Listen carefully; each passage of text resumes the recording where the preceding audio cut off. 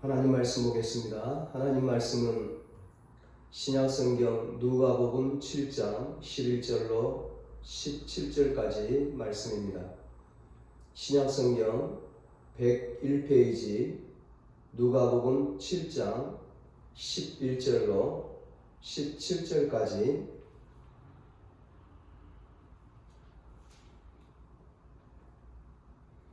누가복음 7장 11절로 17절까지 봉독해 드리겠습니다.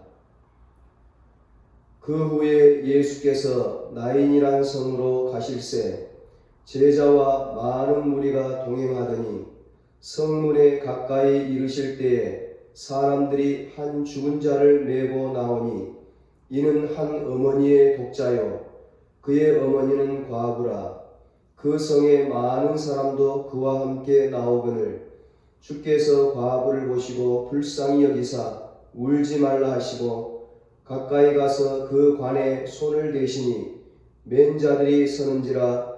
예수께서 이르시되 청년아 내가 네게 말하노니 일어나라 하시매 죽었던 자가 일어나 앉고 말도 하거늘 예수께서 그를 어머니에게 주시니 모든 사람이 두려워하며 하나님께 영광을 돌려 이르되 큰 선지자가 우리 가운데 일어나셨다 하고 또 하나님께서 자기 백성을 돌보셨다 하더라. 예수께 대한 이 소문이 온 유대와 사방에 두루 퍼지니라. 아멘.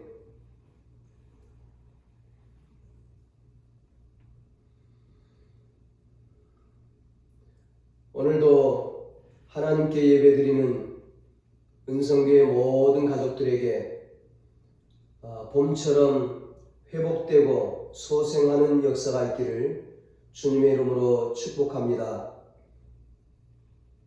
오늘은 하나님은 자기 백성을 돌보십니다. 이런 제목으로 함께 은혜를 나누겠습니다. 지난주에 예수님께서 죽은 자를 살리신 일이 성경에 3번 나온다고 했습니다.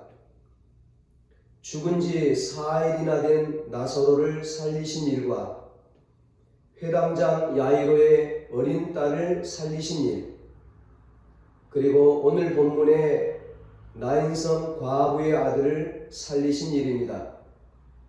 이것은 누구든지 부활할 수 있다는 것을 보여주는 것이죠.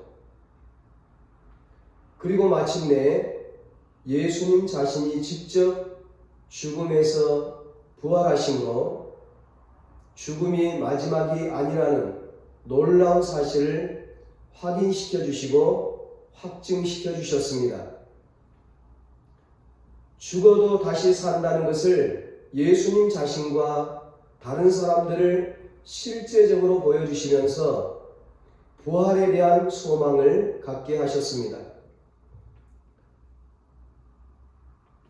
세상은 우리에게 소망을 주는 것이 아니라 절망을 가져다 줍니다. 광야 같은 이 세상 살아가다 보면 우리를 슬픔과 절망 속에 빠뜨리는 것들이 많이 있습니다. 그러나 예수 믿는 우리에게는 슬픔과 절망이 끝이 아닙니다. 죽음이 끝이 아닙니다. 죽음 뒤에 부활이 있습니다. 고난의 뒤편에 축복이 있습니다. 우리 인생에 봄이 오는 것이죠. 오늘 본문에 나오는 나인성의 이름 없는 여인도 다시 한번 큰 절망과 슬픔 가운데 빠져 있습니다. 이 여인에게 있어서 인생의 첫 번째 큰 슬픔은 남편이 죽은 것입니다. 당시에 남편이 죽어서 혼자가 된다는 것은 참 고통스러운 일이었습니다. 가장 힘든 인생을 이제 살아가야 하기 때문에 엄청난 고통이죠. 그 당시에 여자가 할 수 있는 일은 거의 없었습니다. 살아가기 위해서 할 수 있는 일이란, 여인들이 할 수 있는 일이란 그 겨우 저 보리밭에 가서, 밀밭에 가서 이삭 줍는 것이 전부였습니다. 그래서 성경은 그 이삭 줍기를 하는 그 가난한 사람들을 위해서 곡식을 거둘 때에 반 모퉁이까지 다 거두지 말고 떨어진 이삭들을 다 줍지 말고 그 포도원의 열매들도 다 따지 말고 그 포도원에 떨어진 포도들도 줍지 말아라, 그렇게 기록하고 있습니다. 가난한 자들을 위해서 그 떨어진 곡식과 과일들을 그냥 놔두라는 거예요. 그것마저도 없으면 그 가난한 사람들이 살아가기가 정말 어려웠기 때문에 하나님은 그것을 율법으로, 법으로 말씀하셨습니다. 이 여인의 형편도 마찬가지였습니다. 이 여인에게 있어서 그나마 유일한 삶의 희망은 아마 분명히 하나밖에 없는 아들이었을 것입니다. 아들 하나 바라보고 그 모든 어려움과 고통을 극복하고 삶의 희망을 가지고 열심히 살았을 겁니다. 그런데 오늘 본문을 보면 이 여인에게 그 유일한 희망이었던 하나밖에 없는 그 아들마저 죽고 만 거예요. 그 아들을 오늘 성경에 예수님께서 청년이라고 부른 것을 보면 어느 정도 성장을 한 것 같아요. 청소년 시기도 지나고 이제 공부도 다 하고 이제는 다 컸다고 생각을 했는데, 이제는 다 키웠다고 생각했는데, 이제는 그 힘들고 어렵게 키워놓은 그 아들을 통해서 뭔가 삶의 도움을 받을 수 있다고 그렇게 기대를 했는데, 이제는 이 아들을 통해서, 다 키워놓은 이 아들을 통해서 뭔가 삶의 희망을 가질 수 있다고 그렇게 생각을 했는데, 그 아들마저 죽고 말았으니 그 안타까움과 그 슬픔이 얼마나 컸겠습니까? 정말 하늘이 무너지는 것 같았습니다. 모든 것이 끝났다고 생각했습니다. 그런데 그것이 끝이 아니었습니다. 오늘 성경에 놀라운 일이 일어납니다. 대반전이 일어납니다. 죽었던 아들이 다시 살아난 겁니다. 오늘 본문은 그런 이 나인성 여인의 아들을 살려주시는 예수님의 모습을 보여주고 있는 그런 말씀입니다. 이 사건을 보고 그 나인성에 모인 사람들이 보인 반응은 두 가지였습니다. 하나는 우리 가운데 큰 선지자가 나타났다. 이 마을에, 이 나인성에 큰 선지자 메시아가 나타났다. 그런 반응이 하나였고, 또 한 가지 반응은 하나님께서 자기 백성을 돌보셨다는 겁니다. 16절에 말씀합니다. 모든 사람이 두려워하며 하나님께 영광을 돌려 이르되 큰 선지자가 우리 가운데 일어나셨다 하고, 또 하나님께서 자기 백성을 돌보셨다 하더라. 아멘. 그렇습니다. 우리 하나님은 자기 백성을 돌보시는 하나님이십니다. 자기 백성을 버려두는 하나님이 아닙니다. 자기 백성을 고통 가운데, 슬픔 가운데, 고난 가운데 버려두시는 하나님이 아니십니다. 하나님은 자기 백성을 어려움 가운데서 구원해 주시고 지켜주시고 돌봐주시고, 그리고 그 자기 백성을 통해서 하나님은 영광을 받으십니다. 하나님이 자기 백성을 어떻게 돌보실까요? 하나님은 자기 백성을 돌보시되 작은 선지자가 아닌, 인간 선지자가 아닌, 천사도 아닌 큰 선지자 하나님의 아들 예수 그리스도를 통해서 자기 백성을 돌보십니다. 예수님을 이 땅에 보내주신 것은 자기 백성을 돌보시려고 하시는 하나님의 사랑과 은총의 최고의 결정판입니다. 하나님은 당신의 백성들을 돌보시기 위해서 때로는 선지자들을 보내셨고, 천사들을 보내셨고, 사람들을 보내셨고, 이웃에 있는 다른 나라들을 보내서 돌보아 주셨습니다. 도움을 베풀어 주셨습니다.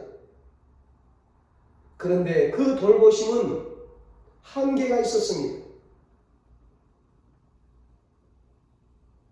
그래서 하나님은 하나님의 아들 예수 그리스도를 통해서 영원한 도움을 베푸시기로 작정을 하셨습니다.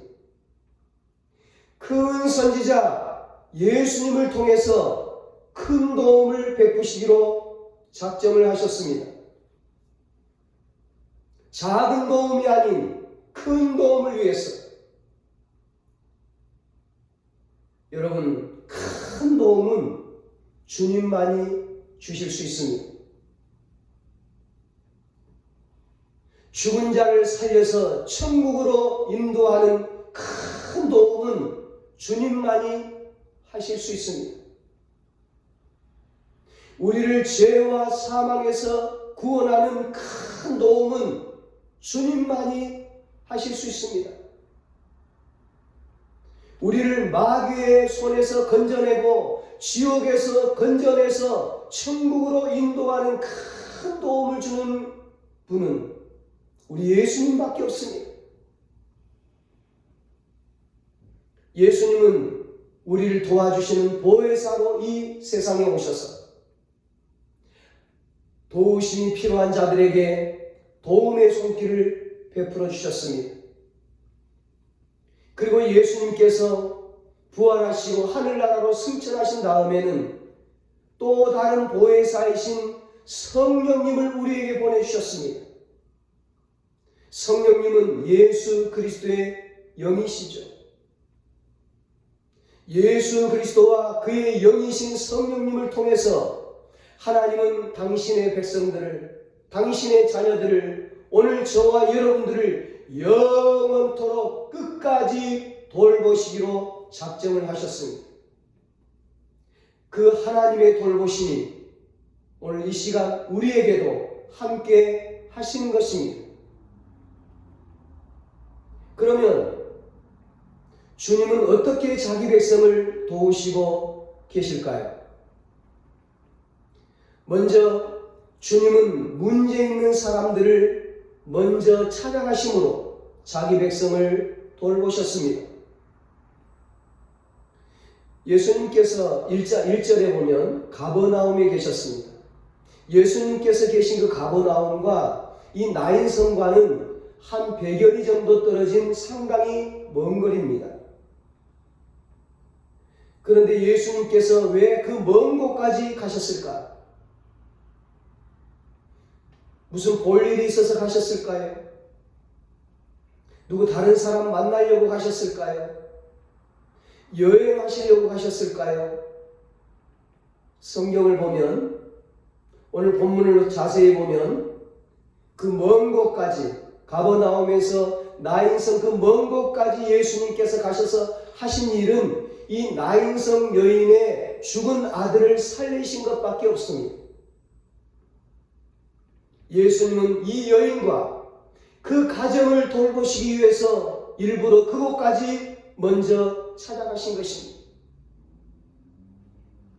그 아들을 살려주시려고, 그 슬픔 가운데 있는 그 가정에 기쁨을 주시려고 예수님께서 그 먼 거리를 일부러 찾아가셨습니다.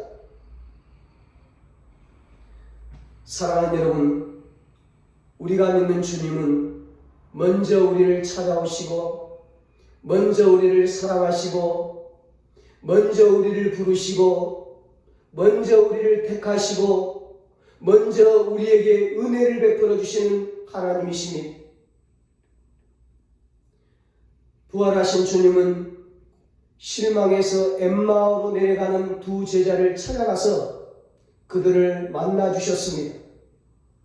그들에게 부활의 사실을 알려주시고 기쁨을 주시고 절망을 소망으로 바꾸어 주셨습니다. 태초에 하나님께서 창조하신 인간 아담과 하와가 하나님 앞에 범죄해서 나무 뒤에 숨었습니다. 그러나 하나님은 그들을 버리지 않고 내버려 두지 않고 그 나무 뒤에 숨어있는 아담과 하와를 하나님은 먼저 찾아가서 만나주셨습니다. 예수님 십자가 지실 때 예수님을 배신하고 떠났던 물고기를 잡고 있던 베드로를 주님은 먼저 찾아가셔서 만나주셨습니다. 베데스다 연못가에서 38년 동안 병을 치료받기 위해서 기다리다 지친 그 병자에게 주님은 먼저 찾아가셔서 그를 만나주시고 그를 고쳐주셨습니다. 하나님은 우리를 구원하시기 위해서 예수님을 이 땅에 먼저 보내주셨습니다. 먼저 고난받게 하셨고, 먼저 십자가에 죽게 하셨고, 먼저 죄 용서해 주셨고, 먼저 우리를 구원해 주셨습니다. 우리는 주님을 알지도 못했습니다. 주님이 어떤 분인지 우리는 주님을 알지도 못했고 하나님을 알지도 못했습니다. 그런데 주님이 먼저 우리를 찾아오신 거예요. 먼저 우리를 불러주셨습니다. 먼저 우리를 택해주셨고, 먼저 우리를 사랑해주셨고, 먼저 우리를 구원해주셨습니다. 먼저 우리를 하나님의 자녀로 삼아주셨습니다. 우리가 믿는 하나님은 먼저 찾아가 주시는, 먼저 찾아와 주시는 참으로 좋으신 하나님이십니다. 먼저 찾아가 만나 주시는 사랑의 하나님이십니다. 우리가 어떤 고통 가운데 있을 때 우리는 먼저 나를 찾아오시고 먼저 나의 고통의 자리에 함께 하시는 그 주님을 볼 수 있어야 합니다. 여러분, 이 시간 믿음의 눈을 열고 영적인 눈을 열고 코로나로 고통 가운데 있는 이곳에 주님이 우리와 함께 있는 것을 볼 수 있기를 바랍니다. 고통의 자리는 절대 나 혼자만의 고독한 자리가 아닙니다. 주님이 함께하는 자리요, 주님을 만날 수 있는 자리입니다. 고통의 문제는 나 혼자서 감당해야 할 문제가 아닙니다. 주님이 함께 짊어지시는 주님의 문제요, 나와 주님과의 공동의 문제인 것입니다. 그렇게 주님은 문제 있는 자기 백성들을 먼저 찾아가셔서 돌봐주십니다. 먼저 찾아가셔서 그 문제를 해결하여 주시고 그의 삶을 회복시켜 주시고 그를 새롭게 하여 주십니다. 여러분, 주님은 어떻게 자기 백성을 돌보십니까? 두 번째로 우리 주님은 절망을 희망으로 바꾸어 주심으로 자기 백성을 돌보셨습니다. 남편에 이어서 하나밖에 없는 너무너무 사랑하는 외아들까지 잃었으니 이 여인의 절망이 얼마나 컸겠습니까? 이런 절망에 사로잡혀 사는 인생에게 주님은 희망을 주심으로 자기 백성을 돌보시는 분이십니다. 인간의 삶이 절망이라고 한다면 주님은 언제나 희망을 주시는 분이십니다. 주님이 먼저 찾아오셔서 우리에게 주시는 은혜가 바로 희망을 회복시켜 주시는 것입니다. 희망을 주시는 주님 앞에 절망이란 없습니다. 어떤 절망적인 상황에서도 주님을 만난 자는 희망을 가질 수 있습니다. 소망을 가질 수 있습니다. 이 몸의 소망 무언가 우리 주 예수뿐일세.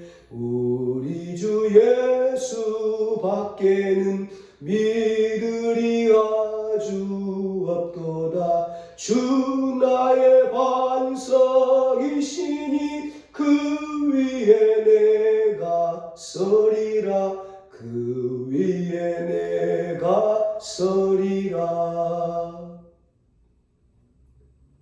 그렇습니다. 우리는 예수님을 소망으로 삼고 살아가는 소망의 사람들입니다. 소망의 주님이 우리와 함께하는 한 우리에게 절망은 없습니다. 주 예수밖에는 소망이 없고 주 예수밖에는 믿으리 아주 없도다. 우리의 소망은 오직 주님이십니다. 어떤 절망적인 상황이 온다 할지라도 절망을 희망으로 바꾸어 주시고 허무한 소망이 아니라 헛된 소망이 아니라 참된 소망, 진짜 소망, 영원한 소망을 주시는 주님을 믿고 우리가 열심히 담대하게 살아가면 반드시 우리 인생에도 희망의 새봄이 오는 것입니다. 여러분, 주님은 어떻게 자기 백성을 돌보십니까? 마지막으로 주님은 죽음의 문제를 해결해 주심으로 자기 백성을 돌보셨습니다. 죽음의 문제를 해결해 주셨습니다. 어떤 철학자는요, 인간을 정의하기를 죽음으로 향해 가는 존재다 그렇게 얘기했습니다. 모든 인간은 태어나는 순간부터 죽음을 향해 달려가는 것입니다. 모든 문제의 근원은 죽음입니다. 죽음 때문에 인간의 슬픔과 고통이 생기는 것입니다. 오늘 이 여인의 문제도, 나인성 이 여인의 문제도 남편이 죽고 아들이 죽는 큰 문제였습니다. 근본적인 인생의 문제. 그 죽음이 이 여인을 이토록 힘들게 했고 고통스럽게 했고 낙심하게 했고 절망하게 했습니다. 인간에게 닥친 이 죽음의 문제, 이 근본적인 이 문제를 해결하지 않고는 진정으로 인간은 행복할 수가 없습니다. 아무리 많은 것을 가져도 세상 모든 것을 다 소유해도 이 죽음의 문제를 해결하지 않고는 결코 행복할 수 없습니다. 이 죽음의 문제를 해결하지 않고는 진정으로 그 어떤 사람도 그 어떤 신도 자기 백성을 돌본다고 말할 수 없는 것이죠. 세상의 그 어떤 종교도 그 어떤 사상도 그 어떤 위인도 그 어떤 성인 군자도 이 죽음의 문제를 해결하지 못했습니다. 모두가 죽음 앞에 쓰러지고 굴복하고 말았습니다. 결코 죽음을 극복하지 못했습니다. 죽음을 이기지 못했습니다. 오직 예수님만이 죽음을 이기시고 부활하셨습니다.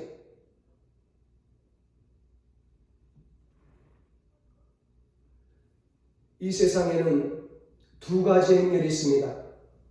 하나는 죽음의 행렬 있고 또 하나는 생명의 행렬입니다. 지금 나인성에서는 죽음의 행렬이 나오고 있습니다. 사람들이 이 죽은 아들을 짊어 상여를 메고 울면서 곡을 하면서 나오고 있는 거예요. 무덤을 향해서. 그 관을 맨 사람들 뒤에 이 어머니와 가족들과 모든 동네 사람들이 슬피 울면서 그 관을 따라가고 있는 거예요. 죽음의 행렬을 따라가고 있는 거예요. 그 죽음의 행렬, 슬픔의 행렬, 그 고통의 행렬, 그 절망의 행렬이 나인성에서부터 지금 나오고 있었습니다. 그런데 그 반대편에서는 예수님과 그의 제자들이 나인성을 향해서 걸어가고 있었습니다. 생명의 행렬, 기쁨의 행렬이 그 나인성을 향해서 나아가고 있었던 것입니다. 그렇습니다. 예수님과 함께 걸어가는 자는 생명의 행렬에 동참하는 자입니다. 나는 부활이요 생명이다. 나는 부활이요 생명이다. 나는 길이요 진리요 생명이다. 나는 길이요 진리요 생명이다. 누구든지 예수님을 믿고 예수님과 함께하는 자는 생명을 얻게 되는 것입니다. 이 죽음의 행렬과 이 생명의 행렬, 두 행렬이 중간에 딱 마주쳤어요. 예수님의 행렬과 그 관을 메고 온 사람들의 행렬이 길가에 길 도중에 마주치게 된 거예요. 예수님은 그 상여를 보자, 그 죽은 아들이 들어있는 관을 보자 그 죽음의 행렬을 멈춰 세웠습니다. 그리고 예수님께서 그 관을 향해서 걸어가시더니 청년아 내가 너에게 말하노니 일어나라 명령하십니다. 청년아 내가 너에게 말하노니 일어나라. 예수님께서 말씀하시니까 명령하시니까 죽었던 아들이 벌떡 일어나서 말을 하고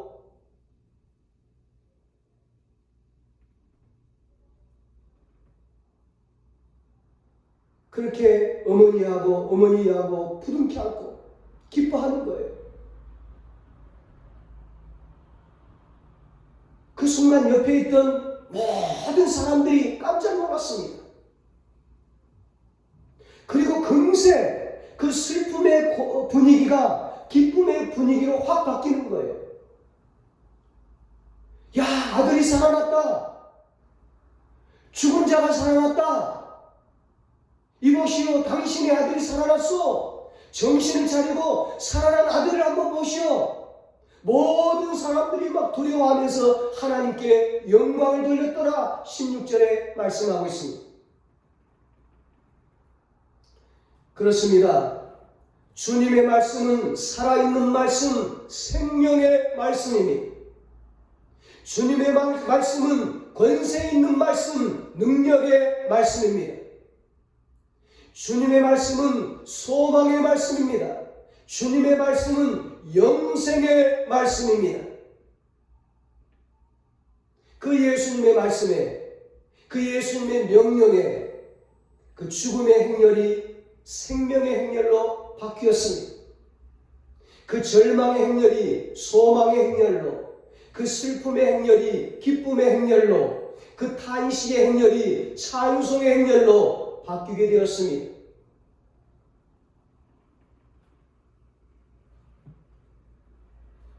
사랑하는 여러분,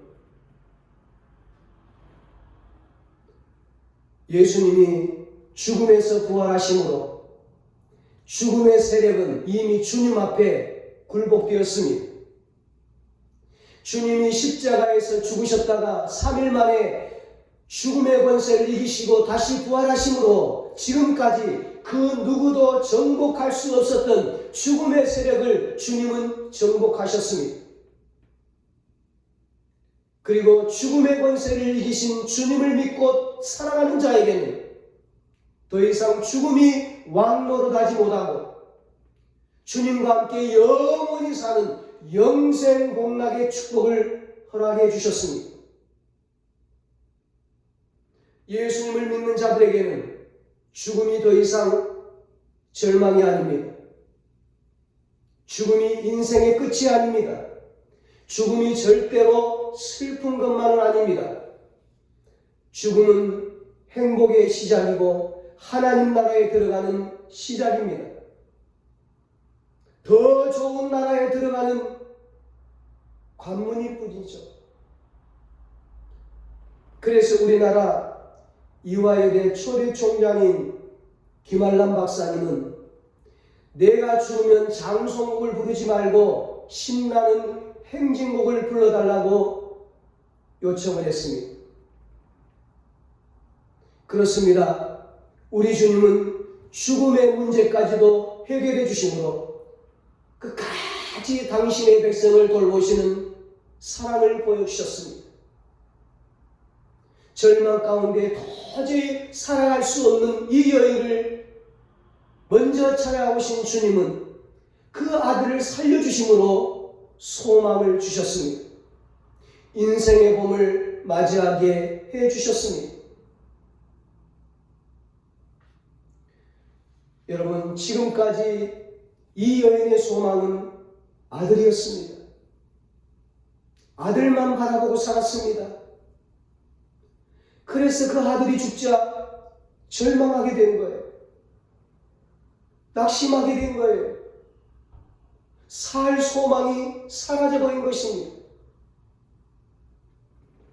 그러나 여러분, 이 여인은 아들이 살아나는 것을 보았습니다.